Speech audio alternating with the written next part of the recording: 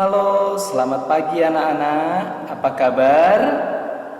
Pada hari ini kita kembali belajar agama. Pelajaran agama kita pada hari ini kita akan belajar bersama-sama tentang tanda salib. Kalian semua sudah bisa tanda salib? Sudah tahu? Kalau belum, mari kita belajar bersama. Tapi sebelum kita mulai pelajaran kita, mari kita buka dengan doa bersama. Mari kita berdoa dalam nama Bapa dan Putra dan Roh Kudus. Amin. Tuhan Yesus, kami mau belajar. Berkatilah kami dalam pelajaran hari ini. Amin. Salam Maria, penuh rahmat, Tuhan sertamu. Terpujilah engkau di antara wanita, dan terpujilah buah tubuhmu, Yesus. Santa Maria, Bunda Allah, doakanlah kami yang berdosa ini sekarang dan waktu kami mati. Amin. Dalam nama Bapa dan Putra dan Roh Kudus. Amin. Anak-anak, tanda salib adalah doa yang paling pendek. Tanda salib itu doa, ya, dan selalu diucapkan ketika kita membuka atau menutup doa, ya. Sekarang mari kita baca bersama-sama ayat kitab suci yang sudah Bapak siapkan tentang tanda salib. Mari kita baca bersama-sama.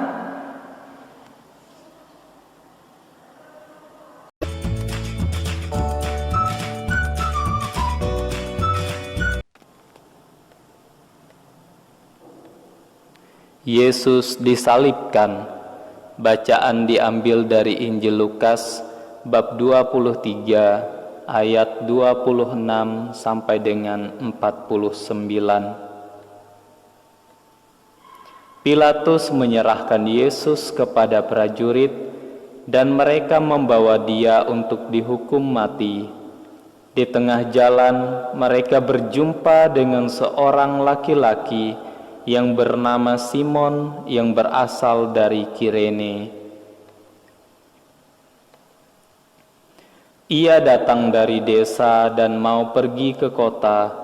Mereka menarik dia dan memaksanya untuk mengambil dari Yesus kayu salib yang sedang dipikulnya.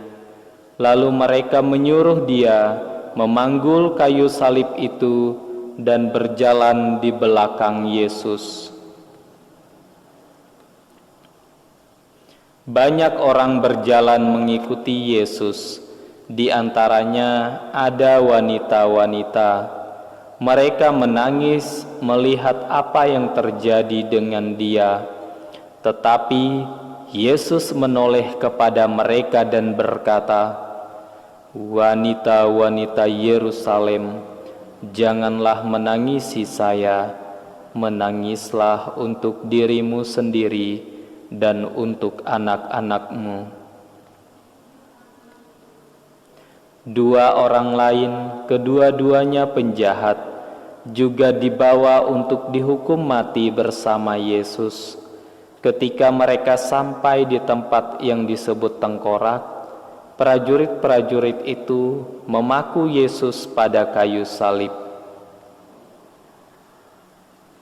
Kedua orang penjahat itu juga dipaku pada kayu salib, yang seorang di sebelah kiri dan yang lainnya di sebelah kanan Yesus. Yesus berdoa untuk prajurit-prajurit itu. Yesus berkata, "Bapa, ampunilah mereka. Mereka tidak tahu apa yang mereka lakukan." Prajurit-prajurit itu membagi-bagi pakaian Yesus di antara mereka sendiri dengan membuang undi. Orang-orang berdiri di situ sambil menonton, sementara pemimpin-pemimpin Yahudi mengejek Yesus. Mereka berkata, "Ia sudah menyelamatkan orang lain, cobalah sekarang ia menyelamatkan dirinya. Kalau ia betul-betul Raja, penyelamat yang dipilih Allah." Prajurit-prajurit itu juga mengejek dia. Mereka mendekati dia dan memberikan anggur asam kepadanya. Mereka berkata, "Kalau engkau raja orang Yahudi, selamatkanlah dirimu." Di atas kayu salib Yesus tertulis kata-kata ini, "Inilah raja orang Yahudi." Salah seorang dari kedua penjahat yang disalibkan juga mengejek Yesus. Ia berkata, "Engkau raja penyelamat yang dipilih Allah, bukan? Nah, selamatkanlah dirimu dan kami." Tetapi penjahat yang satu lagi menegur penjahat yang mengejek Yesus. Ia berkata, "Apakah kau tidak takut kepada Allah? Sebentar lagi kau juga akan mati. Hukuman kita setimpal dengan perbuatan kita, tetapi dia sama sekali tidak bersalah." Lalu ia berkata kepada Yesus, "Yesus, ingatlah saya kalau engkau datang sebagai raja." Yesus berkata kepadanya, "Saya berjanji bahwa hari ini engkau akan bersama saya di surga." Kira-kira pukul 12 tengah hari, matahari berhenti bersinar. Seluruh negeri itu menjadi gelap sekali sampai jam 3. Dan tabir di dalam rumah Tuhan robek menjadi 2. Yesus berteriak dengan suara keras, "Bapa, aku menyerahkan diriku kepadamu, terimalah aku." Sesudah berkata begitu, ia meninggal. Ketika perwira pasukan yang bertugas di situ melihat apa yang terjadi, ia menyembah Allah. Katanya, "Pasti orang ini tidak bersalah." Orang-orang yang menonton di situ melihat apa yang terjadi. Mereka semua pulang dengan hati yang sangat menyesal. Semua kenalan Yesus, termasuk para wanita yang datang bersama Yesus dari Galilea, berdiri dari jauh dan melihat semuanya.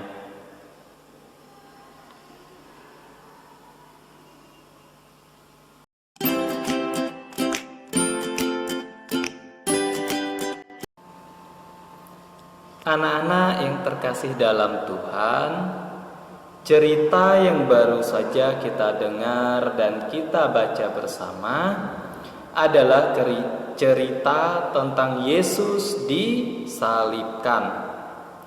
Yesus disalibkan bukan karena dia bersalah, ya, seperti yang dikatakan oleh penjahat yang disalibkan bersama Yesus. Yesus disalibkan bukan karena dia bersalah. Yesus rela disalibkan untuk menebus kita, ya, karena dia sangat mencintai kita. Untuk menebus dosa kita manusia, untuk menyelamatkan manusia, Yesus rela disalibkan.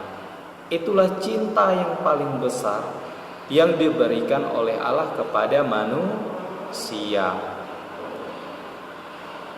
Dari peristiwa Yesus disalibkan itu, banyak pesan yang disampaikan untuk kita, ya. Kita melihat tadi ketika Yesus disalib, Yesus mau mengampuni para prajurit yang menyalibkannya. Dia berdoa kepada Allah untuk orang-orang yang menyalibkan dia. Ya. Dia berdoa seperti ini, Bapa, ampunilah mereka, sebab mereka tidak tahu apa yang mereka perbuat. Ya. Begitu besar kasihnya kepada manusia, biarpun manusia sendiri yang menyalibkannya, Yesus tetap mengampuninya. Karena itu, ya, kita jangan takut untuk mengakui kesalahan kita, ya. Jika kita merasa bersalah terhadap orang tua, terhadap teman-teman, jangan takut untuk mengakui kesalahan kita, ya. Kalau temanmu, saudaramu tidak mau memaafkanmu, Tuhan Allah akan memaafkan kita, ya. Karena itu, maka salib ini menjadi sangat penting bagi khususnya yang beragama Katolik, ya. Penting sekali artinya.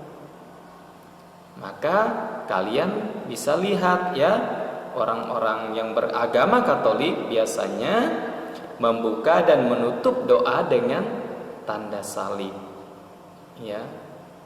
Dengan membuat tanda salib ini, maka siapapun yang membuat tanda salib, dia akan memuliakan Allah, ya, dalam nama Bapa dan Putra dan Roh Kudus.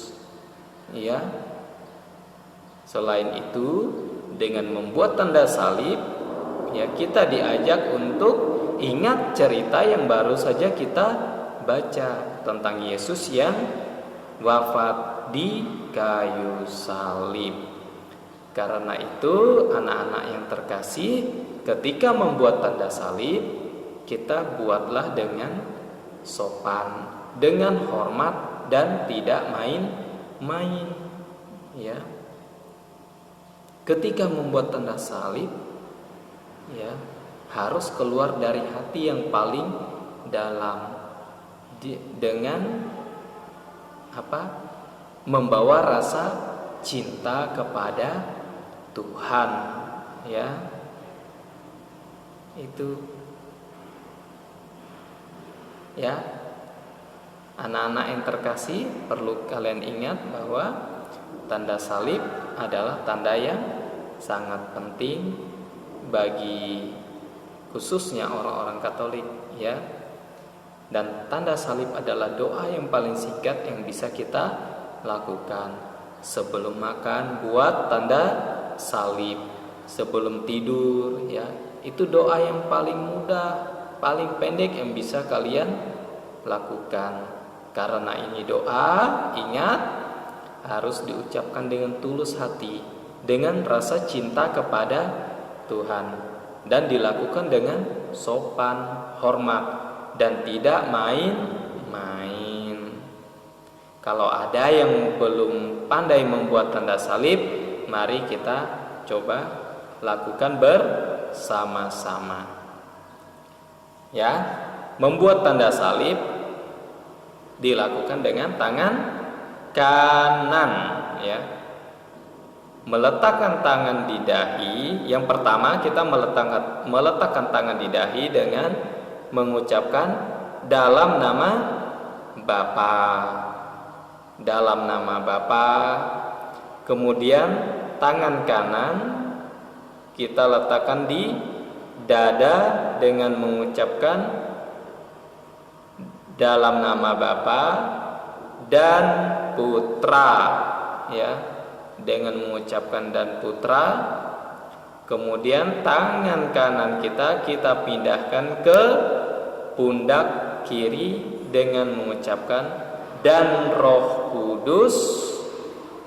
Dan terakhir tangan kanan kita pindahkan ke pundak kanan sambil mengucapkan amin. Kita coba lagi. Dalam nama Bapa dan Putra dan Roh Kudus, amin. Ya, begitu cara kita membuat tanda salib. Baik anak-anak, sampai di sini pelajaran kita pada hari ini. Ya, ingat jangan lupa untuk rajin berdoa. Mendoakan siapa saja, mendoakan orang tua, teman-temanmu, bapak ibu gurumu, dan siapa saja yang ingin kalian doakan dengan baik, ya. Dan doa yang paling singkat adalah tanda salib. Dan yang terakhir, kalau kalian berdoa, berdoalah dengan rasa cinta dan lakukan itu dengan hormat dan sopan. Baik, mari sekarang kita tutup kegiatan kita ini dengan doa bersama. Dalam nama Bapa dan Putra dan Roh Kudus, amin. Tuhan Yesus, kami bersyukur kepadamu atas berkat dan penyertaan-Mu selama kami belajar tadi. Semoga apa yang baru saja kami pelajari berguna bagi hidup kami dan berguna juga bagi sesama. Amin. Salam Maria, penuh rahmat, Tuhan sertamu. Terpujilah engkau di antara wanita, dan terpujilah buah tubuhmu, Yesus. Santa Maria, Bunda Allah, doakanlah kami yang berdosa ini sekarang dan waktu kami mati. Amin. Dalam nama Bapa dan Putra dan Roh Kudus. Amin. Terima kasih. Semoga Tuhan selalu memberkati kita semua. Amin.